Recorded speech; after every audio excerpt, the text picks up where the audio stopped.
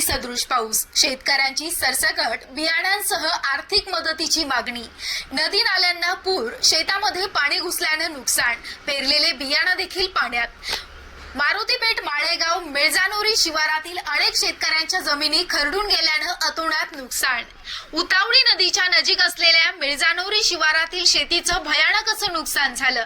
नदीच्या गाठी असलेले सर्व शेतीचं नदीत रूपांतर होऊन शेतकऱ्यांचं कधी नाही भरून निघणारं नुकसान झालं। दिनांक 26 जून 2025 रोजी पहाटे पासून अचानकपणे आलेल्या ढगफुटी सदृश मुसळधार पावसानं जाणेफळसह मारुतीपेठ, माळेगाव, मिळजानोरी आणि परिसरात धुमाकूळ घातला। काही तासातच प्रचंड पावसानं नद्या नाले दुथडी भरून वाहू लागले असून काही गावांमध्ये घरामध्ये पाणी शिरलं। त्यामुळे ग्रामस्थांची चांगलीच तारांबळ उडाली। पावसानं स्थानिक वाहतूक पूर्णपणे विस्कळीत झाली। अनेक भागांमध्ये रस्त्यावर पाणी साचल्यानं वाहनांच्या रांगा लागल्या असून काही ठिकाणी छोटे पूल व रस्ते पाण्याखाली गेले आहेत। जाणेफळ आणि इतर भागातील नाल्यांना पूर, नदी नाले रस्ते ओसंडून वाहत होते। त्यामुळे अनेक घरांमध्ये पाणी गेलं। या पावसामुळे काही कच्च्या घरांचं व माळेगाव येथील शेतकरी गुलाब शेजूळ यांची शेती खरडून गेल्यामुळे त्यांच्या शेतामध्ये 5 ते 7 फूट खोल नदी नाली झाल्यानं त्यांचं फार मोठं नुकसान झाल्याची माहिती मिळत आहे।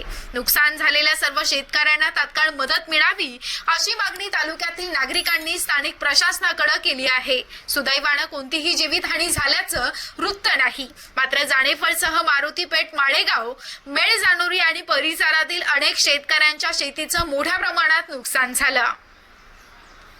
अशोक शेजूळ, मुख्य संपादक, जाणेफळ एक्सप्रेस न्यूज।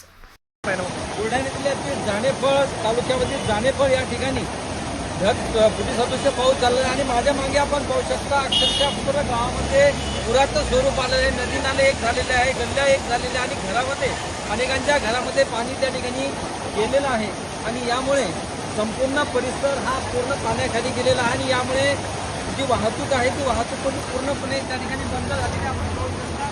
वाहतूक या ठिकाणी थांबलेली आहे।